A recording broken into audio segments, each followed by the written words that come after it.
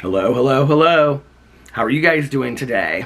Well, it is June 29th, and it's not really, it's actually June 28th at 9:32 p.m., which means that in 2 hours and 28 minutes, I will officially be 50 years old. But you're watching this on the 29th, so by the time that you're watching this, I'm already 50 years old, and it feels weird. It feels surreal. I don't even... Kind of, like, I was telling Alex, like, he asked me, like, what it feels like turning 50, and I said, it feels weird to say it. Like, that's the weirdest thing of all, is to say it, but, like, I don't feel really any different, obviously. It's not like, do you remember the movie 16 Candles with Molly Ringwald? Of course, I think everybody remembers that movie. When she thinks, like, she's supposed to go through some, like, magical change on the day that she turns 16, it's like... I don't know, and like 50 has been the first birthday, I think, in a long time. I'm trying to think back on like turning 40 and turning 30. I didn't like, turning 30 wasn't like a really big deal to me. It just wasn't. I don't remember it. It was a big deal to Alex when he turned 30, but like for me, it wasn't this like phenomenal birth date for me. And it was like my big one, other than 25, turning like, a quarter of a century. 21 was obviously a big deal, but that was back when I was still using. And like 30 was my big one after 21. And I don't know, maybe it was where my life was at that point. I don't know. It wasn't that... Birthdays have never been, for me, like a huge, huge thing. It's actually taken me quite a bit of like work through the years to even bring any kind of attention to it, like sobriety birthdays and my birthday. Whereas today, I'm like very proud of my birthday. I don't know why. It's just like, but like I'm excited to say that it's, I guess excited. I'm proud of my sobriety birthday. I'm excited to say that it's my birthday. Back in the day, I would have just not said anything about it at all. You know what I mean? That's how it was. 40, I don't remember what we did for my 40th birthday, like, at all. So, like, this is a big one for me. I think it's also kind of like,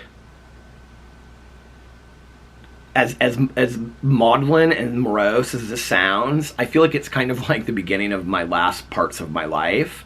And so it's kind of like a big signal for me, like, do what you want to do now and live your life to the fullest with gratitude and grace, because this is it, this is, and I think like 50 to 65 is like, those are like years that I realize that I still have, that I can do a lot of things that I want to do, and a lot of my friends that are in their late 60s and early 70s have a lot of health complications, and they just... I mean, a lot of people have health complications, but I'm saying the older you get, it's harder to do the things you wanted to do when you were younger, and I think I'm very cognizant of that. So I'm like, if there are things that I want to do, I need to do them now, Do you guys want to see what Indiana looks like, or Indianapolis looks like at 9:30 at night? Look, I'm going to show you.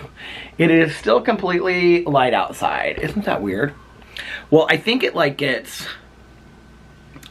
doesn't it go from like December 31st to June 21st, it gets lighter and lighter and lighter each day. I know this, I don't know why I'm acting like I don't know this. And then from June 21st, which is Alex's birthday, until December 21st, it gets darker and darker and darker each day, like a little bit by a little bit.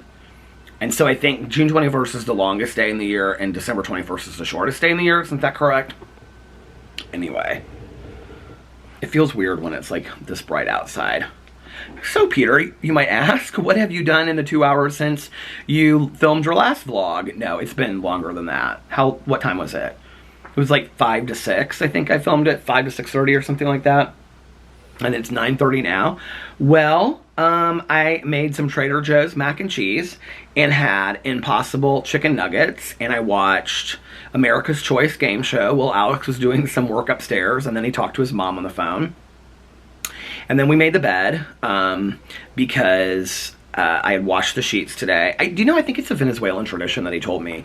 Something like, you shouldn't make the bed together as a couple, because it's like, I don't know what it means, like bad luck in your relationship or something like that.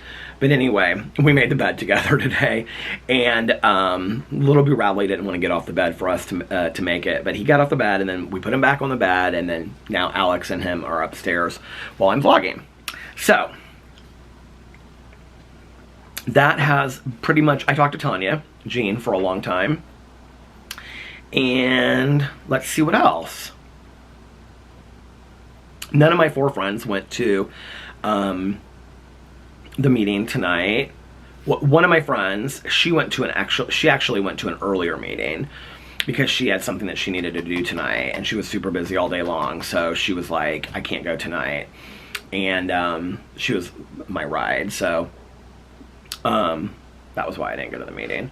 But anyway, well, that, and then I knew that none of them were going to be there, and I wanted to get some stuff done. I was actually uploading videos. Well, my vlog is still not done from today. It's still uploading, and it's like the vlog, I used to film the vlogs, and then when I came home, I would render it, and if I stayed up like 20 minutes, I would upload it overnight, which was really great, because then when I woke up the next morning, the vlog was uploaded and done, which is one of the reasons why I like to film the vlogs at night, because then I can render it, upload it, and then it's done when I wake up, and then I don't have anything to worry about the next day, if that makes sense, right? Because the process of uploading a vlog that's like almost an hour long, to upload it takes a long time, number one. Number two, the processing and everything that you have to go through to upload a video on YouTube. Like, people think it's like my computer speed. I've gotten quite a few comments, and people are like, you need to upgrade to a faster computer. My computer is completely fine. Our internet is fine. It is about the YouTube process, because that's what takes so long. And the fact that, like, my vlogs are so long. Like, on shorter videos that I do, like my Peterisms or my Peter review stuff videos, those videos like upload so quickly. I mean, I literally can get a video rendered, upload, and ready to go in like 20 or 30 minutes. But the vlog takes a really long time. Like, it can take 3 to 5 hours sometimes, depending on all kinds of stuff. And if the processing gets stuck, sometimes the processing gets stuck. Sometimes I have to upload it twice. So that's why I like to upload it like the day before, and that way it's ready to go, and I can post it at like 6 or 7 or something like that. But today it's going to be posted later. I don't know. It's the earliest it's going to be now is like 10, because I'm not going to go inside until then probably. And maybe it'll be 11, or I don't know. We'll see. We'll see. I was just showing Alex the preview for Loot on Apple TV, because it is such a cute show. I was telling Tanya Jean about it today too, and I was like, you know, I love the shows I watch, don't get me wrong, but I watch such just dark shows and true crime and mysteries and thrillers and stuff, that to watch something that's kind of like lighthearted and funny is really nice. You know, it's like when I took a break, you know, during the lockdown, and I was watching Tshirts Creek, and I wasn't like, everybody was talking about Tshirts Creek. My husband loved it. I was like, yeah, whatever. I'm not real excited for the show. And then when I watched it, I just like completely fell in love with it. And I wouldn't say Loot is, well, I've only watched 1 episode. I wouldn't say it's like anywhere near as good as Tshirts Creek, but I don't know. I might change my mind on that. But it's just a lighthearted show, a feel-good show. And it's actually very endearing. I think if I either said that to Tanya or I said it on my vlog earlier, there are so many fireflies, lightning bugs, we call them in Indiana. There are so many lightning bugs out here. When we were kids, well, when my dad was a kid, he said they used to catch lightning bugs, and then they would like smear them on their faces, like on their forehead and stuff. How gross, right? And then they would like run around and play tag in the dark with them. When we were kids, we would take like mason jars with the metal lids, and we would, I don't even know where like you would have gotten a mason jar back in the day. Like what came in mason jars? That maybe coffee, I think, kind of came in like kind of mason jar kind of things. But anyway, we would take mason jars. Do you guys remember this if you're my age? I mean, kids probably still do this today, but I don't see kids do it. We would take mason jars and we would take a fork and we would like pound the top of it. And then we would catch lightning bugs and we would put it inside these glass jars. And then we would carry them around with us all night. And then at the end of the night, we would let them go. Do you guys remember that? I always remember like letting them go and they would kind of just fly out. And there's a book, a children's book by Louise Hay, I think is who it's by. No, that's the woman that wrote. It's Lois. Who's texting me? I can't remember what her name is. Lois something. Lois, anyway. She wrote this children's book, and it's like one of those Cat in the Hat books, and it's called Summer. There's also one called Winter. And it's about this girl and this boy and this pup. And I always think the pup is like... I used to think he was like Pee-Pee. Now it reminds me kind of of Boo Radley, and he's real cute. My favorite line from it is, I have two of them. I actually have one at my office, and then I have one in the basement here that I've had like forever, and I couldn't find it, so I ended up buying one at my office, and which was going to be used as a, what do you call it, as a YouTube / podcast. Somebody asked me that the other day. They're like, are you guys still going to do the podcast? I mean, Melissa and I are still talking about it, and it's not unrealistic. It's not like she couldn't pick me up and we could go there for a day, you know, and do it, but I need to make a decision on that. And I mean, I need to make a decision on that quick because like if I'm not going to, I just need to get rid of that office. It's stupid at this point. So but that book is over there, and then I have one in the basement, but the book is so cute. It's called Summer. If you've never seen it, you should look it up. And it's like, they're like spraying each other with hoses, and they're like riding around on this hayride at the end, and they're like, our pup goes asleep on top. And at one point, they're like catching fireflies, and then they open the top, and you can see like the cartoon drawing is like, or the animation, or whatever you want to call it, the illustration is like the lightning bugs like going, you know, out of this jar, and it reminds me of that. Then one year, Tanya Jean, because I still have, this is probably in the basement, because I told her that story or something similar to it or whatever, she bought me this thing for out here. I used to have it out here on like this little table that I had out here, but I think I had it maybe in the corner back then, I don't remember. Because I had a glider out here for a long time. This glider that my mom gave me one year for my birthday. I'll tell that story next, but... So Tanya Jean got me this thing, and it's like, you can still get them online. It's like glass jar, and then it has like these fake lightning bugs on, and you just like flip a switch, and it's battery operated, and it looks like the lightning bugs are like lighting up inside. What was I gonna say?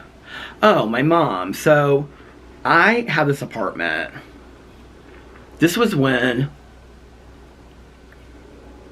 my roommate moved to Kansas, and it was just my ex and I, my first boyfriend. He and I moved into this apartment that had this, like, it was on the first floor, and it had this wraparound porch. It was really cool. And I was really excited about it because I always wanted a wraparound porch. I didn't care it was an apartment. It was super cute, right? And, like, each of these apartments had their own private entrance. I loved it. But I had always wanted a wraparound porch with a, what do you call it? With a porch swing, like in To Kill a Mockingbird. Which is interesting because I do not believe that in To Kill a Mockingbird they have a front, like a wraparound porch. I think it's just a front porch that they have. And all these years I thought it was a wraparound porch. But I do love wraparound porches. So anyway, my mom was like, for my birthday that year, I would have been at this time, let's see, we would have moved into our first apartment with her when I was with my old roommate. I got sober at 22 and a half, started dating him at 23, almost 23 and a half. We moved in that winter, so it would have been before I was 24. So I would have been like 27 or 28 at the time. And 26. Well, I think I was 26 at the time. And so my mom was like, do you want me to get you a porch swing. Like, can you have a porch swing in this apartment? And I was like, I don't think that I can, because there was like an apartment upstairs, and so like, you know, where our porch was like the ceiling of our porch was like the bottom of somebody else's, and I was like, I don't think that we can have a porch swing here. And so she ended up getting me a glider. It was this, I think it was green, and I think I spray painted it white. I had that glider forever. Oh, I've talked about this on here because I ended up giving it to a friend of mine in recovery, and she had it on her front porch, and then she ended up taking it to this new apartment that she moved in, and she has it on her patio there, she told me. But anyway, it was this white glider. Do you guys know what I'm talking about? Like the wrought iron gliders. It was the most uncomfortable thing in the entire world. But I cannot tell you how many days and evenings I spent on this wrought iron glider, just gliding back and forth. Almost every year, with the exception of maybe just a few, I bought like a new pad for it. And the thing was, whether you went to Walmart or Menards or wherever, the pads for it never fit. It was like, they never had one that was designed perfectly for a glider, because I don't think you were supposed to have I wove it through and like tied it in the back and stuff, like the ties. But I don't think it was supposed to have like a cushion. I think it was just supposed to be wrought iron, and you sat on it, and it was so painful. I keep on thinking I'm seeing somebody walk by, but I'm not. It was so painful to like sit there on your butt on this glider, you know. I can remember the day that I spray painted it out. I took it out back here. I don't know why I would have done it here. Maybe I didn't spray paint it till we moved here. And I did it like the first year that we were here. I don't remember. I feel like my mom was not alive when I spray painted it, but I can remember putting the newspaper down in the grass and putting the glider down, because it was real difficult because they're heavy. And like when you're picking it up, the slider part of it is sliding, so you can get your fingers caught in there and stuff like that. And I remember I like bought a couple cans of spray paint, and I put it down on newspapers, and I just sprayed the hell out of it. And I did a pretty good job. I was pretty impressed with myself. And then it sat out here on this porch until last summer when we got these chairs, and I haven't looked back since. I haven't missed that glider. But that glider served me well for a very, very long time. I loved that glider. Caroline always talks about how my mom gave such thoughtful gifts, you know. It's like, and she says, you know, like, they wouldn't be expensive gifts. My mom didn't have a lot of money. And, but she would say, you know, she says this a lot. She'll say,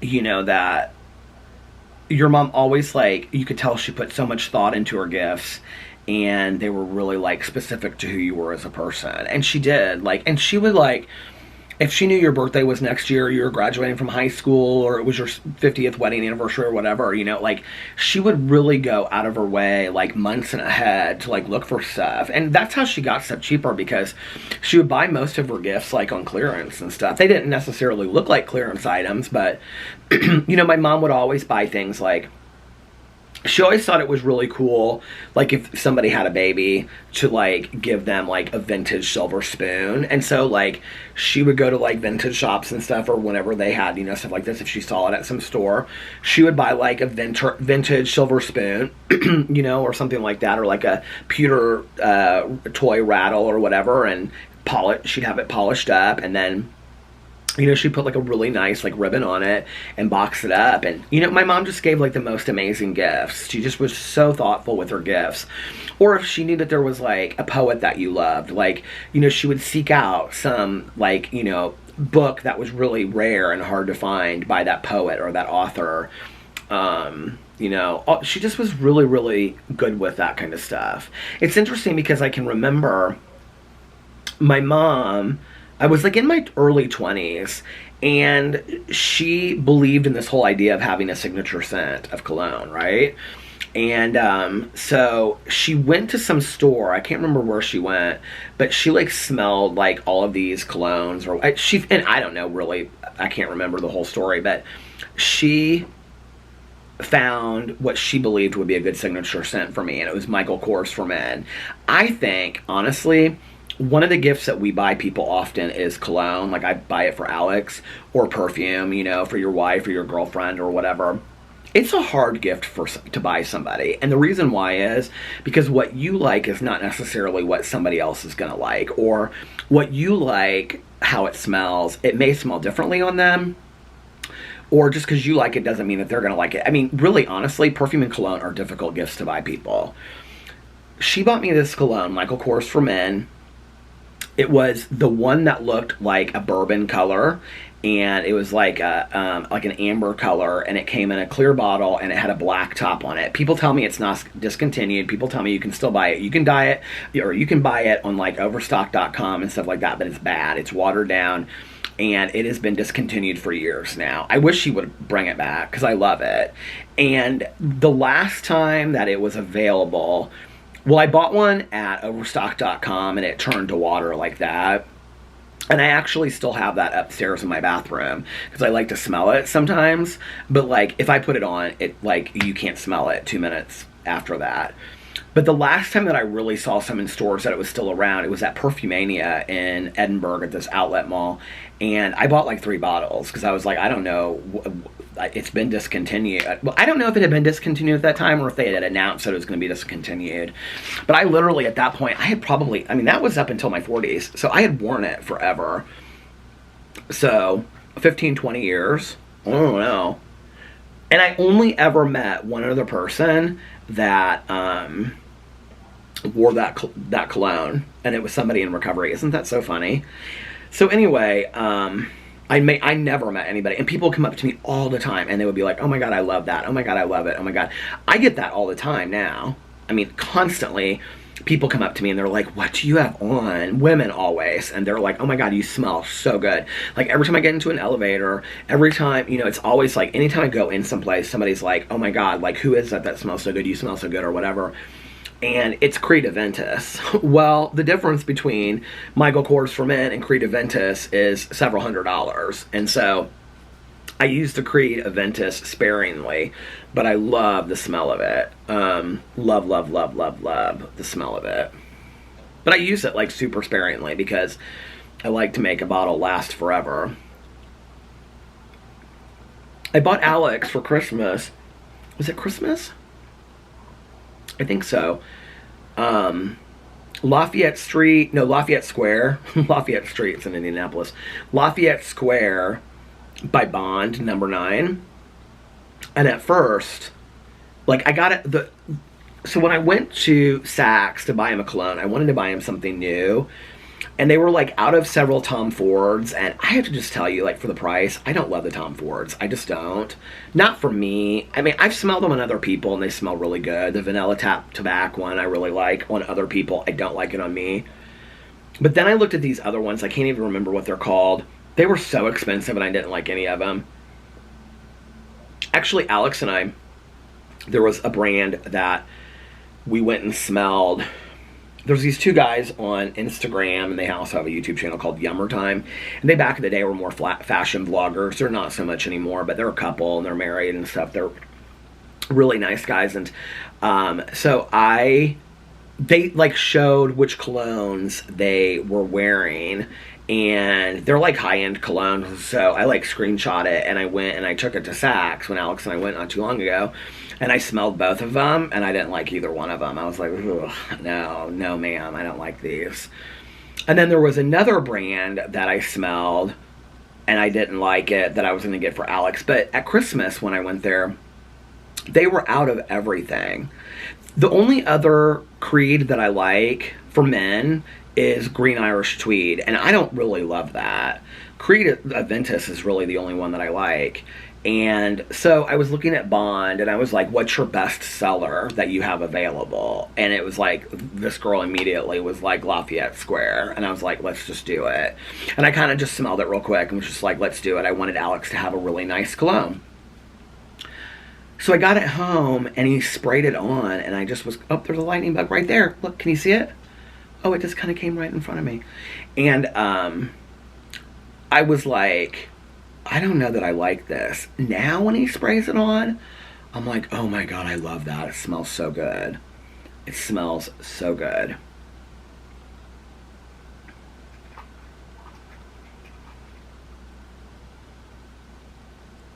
My mom didn't really, like, she had a signature scent, but she also wore, like, several different colognes. I bought her Michael Kors for Women, and to this day, if I smell it, I think of my mom. Like, I immediately think of my mom. Because she wore that, like, pretty much exclusively, like, at the end of her life. And then she wore one called Zen. I don't know who it's by. And I did buy that for her for a gift. And it comes in, like, a white bottle. And I actually saved that. I still have that in the basement. And I have, like, a little box of stuff of my mom's. And I saved that one. I may have saved the Michael Kors one. I don't know. Because the Zen one, I have happy memories associated with that with my mom. And she wore Chanel for a long time. Chanel No. 5. I'm not a big lover of Chanel. I'm not a big lover of the female Chanels. Chanel Mademoiselle is okay. If they even make it anymore, I don't know. I love Chanel Blue for men, but I've always been a cologne person. I love colognes. I mean, when you struggle with your weight, you can go colognes, hats, and shoes. You know what I mean? And you don't spend your money on clothes, you know, go into the Target or the thrift store, and that's what I do. So, and you save money for the other things. It's so funny because those Ralph Lauren t-shirts that everybody comments on that I wear in my video, people are always like, when I wear them in my videos, people are like, oh, I love when you wear color in your videos. And what's so funny about it is I have so much color in my closet. Like, I love black t-shirts. Just period. I love a good black t-shirt with a pair of jeans or jean shorts or whatever, you know. I also love a good white t-shirt, and I very rarely wear a white t-shirt. I love just like a white, you know, back in the day, that like Gap look of just like a pair of like, you know, jeans with the knee ripped out and just like a white one pocket tee. Like, I love that look. With a pair of sandals or something in the summer and your hair slicked back. I love that look. Just very simple. I have so many t-shirts, and like green t-shirts and pink t-shirts and red t-shirts and blue t-shirts. I have so many t-shirts in my closet. Well, first of all, I was downstairs in the basement because like all the clothes that I've been washing, I've been like folding and then stacking on this pile on our ironing board down there. Which now our ironing board has a laundry basket filled to the brim of stuff that I probably haven't worn in 3 years. Socks and all kinds of stuff. And then it also has piles of clothes on it that I need to move upstairs because those are the things that I wear. And so when I go to pick something out to wear, I go down to the basement and I pick out clean t-shirts or clean shorts or whatever, right? But I don't have it in my closet because I have all of this stuff that still has tags on it or that I don't wear, and a lot of it is like too, you know, small. Now a lot of it's too big for me. So I need to pull all of that stuff out of the closet and go through it, and then I need to put the stuff in my closet that I actually wear. There's also quite a few sweaters that I've kept, like J. Crew sweaters that like I don't think I would ever wear again, that I need to donate. donate. And then I have like a lot of jeans. I went through, what was it, about a year ago, and I completely cleaned out my closet, and I need to do it again. Because I pulled out this pair of Levi's, brand new Levi's cut-off jean shorts, because I was going to wear them when we went to dinner with Melissa and Jason and Aaron and Eric. And I pulled them out. They're cute jean shorts, too. I mean, the tags are literally still on them, and they don't fit me. They're like way too big. Like not just a little bit too big, like gap them with a belt. Like they're way too big. And I was like, well, this is unfortunate. Like these are never gonna fit now, no matter what. So got to donate all that stuff, and I need to just go through it because I think half of my closet is probably stuff that doesn't fit me anymore, and the other half is probably stuff that would kind of surprise me, that would either fit or I'm probably 20 pounds out from it fitting. And my plan is in July, listen, I've lost the weight and I've kept it off. Like I've kept the weight off. And my plan in July is to lose another, you know, I don't know, 10 to 15 pounds. And then in August, another 10 to 15 pounds and continue to go down. until I'm like maybe at like 180, 185 would be kind of my goal weight. I don't want to be super skinny. It stopped. I was saying that I don't want to be super skinny, which I don't think there's any threat of that, but that's not the worry over here. But there was a time in my life that I did want to be really, really skinny. I should bring some pictures out and show them to you guys. When I met my ex, my last ex, which would have been when I was 28 or 29, I was probably a 32 waist and jeans, loosely. Like, not super loose, but like, they would have like started falling down a little bit without a belt. And I was definitely like a medium in a t-shirt, and that was kind of a little baggy on me. I wouldn't say that I looked emaciated, but I looked extremely thin. I have a picture inside, and I just like look at it sometimes. Like, I don't even look myself like in the face and whatever. So I don't want to be that look again. I mean, the only desire for that would be I literally could wear anything in my closet. You know what I mean? But like, who is texting me? Hold on a second.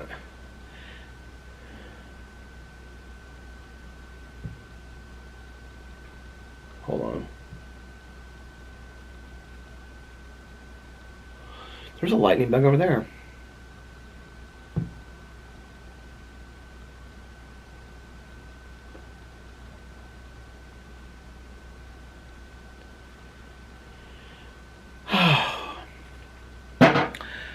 What was I saying?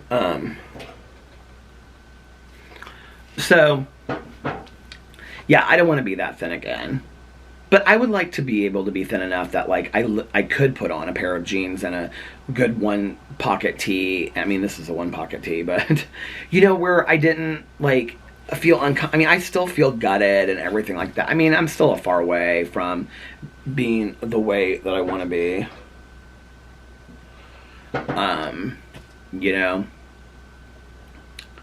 But I do, like, I wouldn't say vividly, but I do kind of remember the weight, like, or like what I looked like or how I felt at certain weights.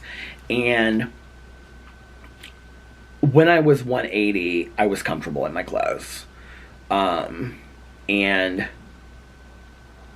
I mean, you have to remember too, if I got to be 180, that would be like 85 pounds that I have lost. I mean, that's yeah, 85 pounds. I mean, that's a lot of weight, that I would have lost. And I'm not going to give up. I'm not going to give up. I'm going to keep on working and doing what I need to be doing and do it a little at a time. And, it's like this month I've kind of plateaued. I've eaten what I wanted to eat. And I'm kind of surprised a little bit. Maybe it's because my metabolism has switched up a little bit. Maybe it's, the thyroid medicine has been explained to me that doesn't help you with your diet really, but I think maybe it helps a little bit with your metabolism. I don't really know. For those of you out there that know, let me know in the comment section below. But I don't eat as much when I eat. Like, well, we went to, did I say we went to Cheesecake Factory last night? Did I tell you that? Yeah. So we went to Cheesecake Factory last night, and, like, I ate all my food, and I was, like, really full. Like, I don't usually do that. Like, I don't usually eat until I'm full anymore. And I've done that a couple times this month. But mostly, I eat until... Well, I'm talking about eating until I'm over full, if that makes sense, where you're like, oh my God, I can't eat anymore. Like, I don't do that anymore. I eat until I'm full, and I'm not hungry anymore, and then I stop eating.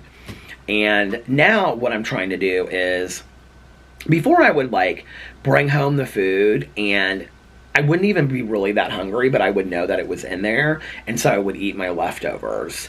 And I'm really like, I know it's a waste of food, but I'm really trying not to bring my leftovers home, to have them in the house. And that we have healthier food choices that are here, which tonight my dinner was not a great healthy choice, but whatever. It is what it is. So yeah, I'm going to get back on that in July. I'm hopeful about it. I'm real hopeful. I know people are always like, why diet in the summer? I don't think there's any good time to diet. You know, it's like getting getting sober. It's like there's no good time to get sober. You know, it's like you get sober in the winter. There's things you're gonna, Christmas, New Year's, Christmas parties. You get sober in the spring, and it's like, oh, what a good day it would be to mow the lawn and have a beer. It's like good day in the summer. It's like can't go out on the boat, can't go to the beach, can't go to the pool. There's no good time to get sober. It's like, in all honesty, if you're waiting for the moment to get sober, there's not going to be any perfect day. Which I think is why, like, that first year that I made it through, like, every Monday, Tuesday, Wednesday, Thursday, Friday, and Saturday and Sunday, every 4th of July, 4th of July, Christmas, a wedding, family get-together, snowstorm, a full moon, a beautiful day in the summer. Every occurrence that I could use as an excuse to use, when I made it through an entire year of that and I realized I could do that, that was like a wow moment for me. That was like an aha moment for me, that like I no longer have to use these dates and celebrations as excuses. And I think the same thing is true of food. It's like once you go on vacation, this was the same thing for me as being a vegetarian. It's like once you go on vacation and you realize, if you've heard my Dominican Republic story, it's like I was done. I was not going to be a vegetarian when we got to Dominican Republic. And if you go back and watch my vlogs, I said before we left, I may not be a vegetarian on this trip. I may just stop being a vegetarian because blah, blah, blah. I was like so sure that my food options were going to be zero when we went on this trip. I think it was Dominican Republic. It was Dominican Republic. I was like so sure that, do you see this bug flying right in front of the camera? That was so weird. It's kind of like a moth kind of thing. I can't even really tell what it is. It's now sitting on the side of the camera. Yeah, it's kind of like a moth. But anyway, it's the Mothman prophecies right here. It's coming across again. Look at that. Maybe it's my mom coming to visit for my 50th birthday. It's now sitting on the camera again. You guys, this is like almost surreal. This has never happened. It's sitting on the bottom of the camera. There it goes again. Is it coming back? Is it? Oh my god, you guys. It's there again. I can't believe this. This is so weird.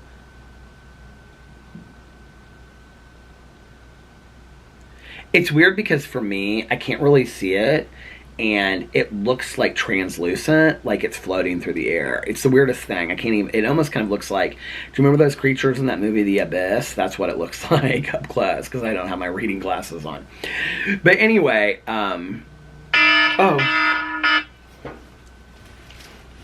I set an alarm in case I fell asleep. Now y'all know. Now you guys know how it works. We were laying in bed, so I was like, if I fall asleep, I'll set an alarm. But anyway, woo! I'm 50 and I like to kick. But anyway, now it's going over there. So, I had gotten prepared to not be a vegetarian anymore. I was like, go on this trip, there's not going to be any food for me to eat, and I'm going to eat, like I want to eat, and whatever. And I think I said it in videos and vlogs. I just was like, I'm just not going to do it if I can't, or whatever. Here it comes again. Here comes that bug. And stop bugging me. And so, but I remember we got there. And when we got there, it was like the room wasn't ready, and we were going to get something to eat and then go to the pool. And I was so hungry. I was like so hungry. And we got to this place, and we were looking through the menu, and there was like a Philly cheesesteak sandwich, which is like something Alex would never eat. And he like was going to order it. I was like, what are you going to get? I was like, what are you going to get? And he was like, this Philly cheesesteak with fries. I was like, there's nothing on this menu for me. It was like a salad was like the only thing. I was like, I don't want a salad. We like flown all day long. I'm in tropical paradise. I want a cheeseburger. I want a Philly cheesesteak, And I was like, I'm done. I'm not being a vegetarian. And Alex goes, wait a second. Like, you have worked too hard at this. You're very proud of yourself. At that point, I think I'd started in August, and this would have been like I think like June. I think we were there for one of our birthdays maybe. And so he was like, you've worked so hard at this. He's like, just don't give it up that easy. Wait. He's like, the restaurant's here. Because it was like, you know, an all-inclusive. I think it was like the Excellence or Secrets or whatever in Punta Cana. And so he was like, just wait. Like the restaurant's here will have vegetarian options. I was like, I don't care about that. So the waiter came. And Alex, like, had this conversation with him in Spanish, and I didn't know what was going on. And he goes, he's going to make something for you. He's going to have the chef make something for you. And I was like, oh, great. Grilled vegetables or something. And I'll never forget, he brought out the most gourmet-looking grilled cheese sandwich I've ever seen in my life that was, like, crisscrossed. You know, it was, like, cut into these slices and crisscrossed. And I was like, oh, my God. And what I realized was I could do it, you know? And then we went to the restaurant that night, whatever restaurant we went to, and it wasn't difficult. There were several vegetarian options on the menu. And, you know, it's just like, I realized this isn't that tough. Dieting is like that. I just still am in the excuse-making process, you know? And it's not even dieting. It's eating healthier, making healthier choices. And I've been doing that. It's sticking to it and staying on it, you know? And my cousin's been doing Weight Watchers, and she's lost, like, at this point, I think she's lost, like, 30 pounds, somewhere close to 30 pounds. And she was really beating herself up because she went to Cape Cod, and she was like, I just really ate like crap, you know, on this trip. She was like, I got this chocolate eclair one day, and had this, and she was like, I love to eat. And we both, Caroline and I both love to eat. And so I said, but you got right back on it when you got home. And she was like, well, yeah. And I said, that's a huge deal. Like, getting right back on it, you know, getting right back on the horse again and like, taking off. Like, that's a huge deal. And not giving up and saying, well, I screwed it now. So, you know, and I think that's the mentality that has really worked against me for so long. When the truth is that I just wanted to continue to eat bad. And so me saying it's too difficult or whatever was an easy out. I could say that, and then I didn't have to, you know, take responsibility for how hard it was going to be, you know? So that's going to be my goal for one of my goals for July. Working on that. Dogs are barking outside. Our neighborhood is pretty wrapped up and tight by this time at night. By what is it now? 10:14. It's pretty closed down for the night. There's not a whole lot going on in this neighborhood. Every once in a while, you'll see like a random person kind of like walking by. When I'm watching I like watch my iPad out here and stuff. When I watch my iPad out here, there's very rarely any kind of action that goes on. Every once in a while, somebody will like pull in and out of like the neighborhood, or they'll leave, like maybe they've been at somebody's house for a while, you know, or whatever. But there's this one house that they have like younger people that live there. They go in and out quite a bit. And of course everybody in the neighborhood thinks they're drug dealers, but they're not. I don't think they are. They look like nice people to me, so I don't know. I've met the mom. I don't know where that dog is barking from. It's weird where it sounds kind of far away. Must really be barking though. Yeah, our neighborhood is like, and that's nice. I love that it's like quiet and, you know, kind of nothing going on. Late at night. It's peaceful. Feels weird that I'm turning 50 in 2 hours. Feels good. I don't know what I expected.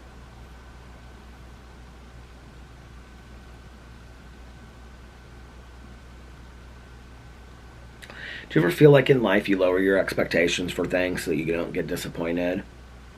And then you get to a point where you don't really have expectations for anything anymore. And for people, mostly, I think. And you think that sounds like a sad place to be. But the reality is that life is more enjoyable when you don't have many expectations. And people pleasantly surprise you. Because I do get pleasantly surprised by people and the kindness of strangers all the time. You know, and people pleasantly surprise you. Circumstances turn out better than you thought they would. And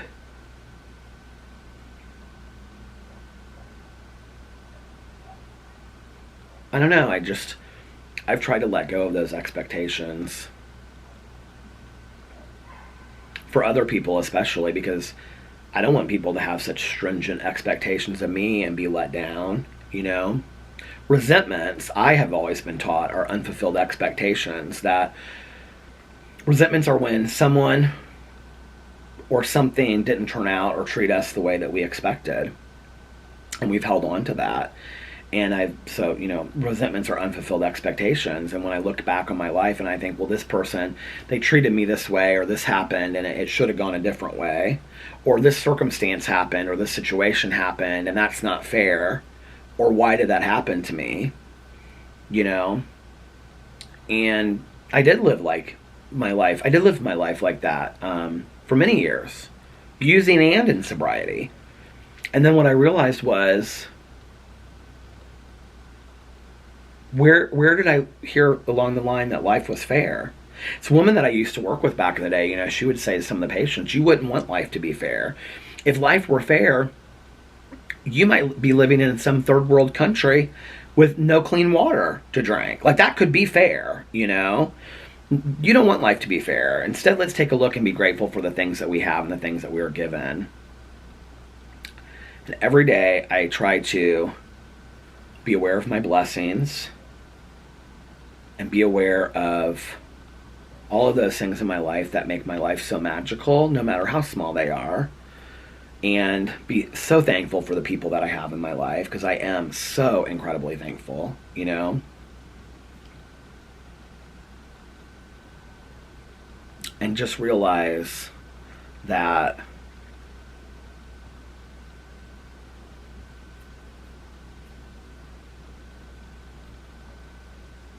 most days are really good. I didn't believe that for a long time. I really didn't, you know. For a long time in early sobriety, I struggled with having hope. I couldn't find the good in some days. I picked them apart, you know. I would inwardly complain to myself a lot and be like, well, this isn't fair, and this shouldn't have happened that way, and why am I the one that had to get sober? Why didn't all these other people had to get sober, you know? And then over time, what I realized was what a gift my sobriety was, and what a platform it was for propelling me to having this fantastic, amazing life, of which I'm now turning 50. So maybe instead of saying it's surreal, I'm going to go into 50 saying it feels pretty damn cool. I think I'm a pretty cool 50-year-old, if I do say so myself. Anyway, I'm just going to sign off with saying goodnight, and I love you guys tonight. Remember all the other things I say. Don't forget happy birthday, Lena, and happy birthday, Peter, of course. I have to say it to myself. And I love you guys so much, and I will see you tomorrow. Bye. Love ya.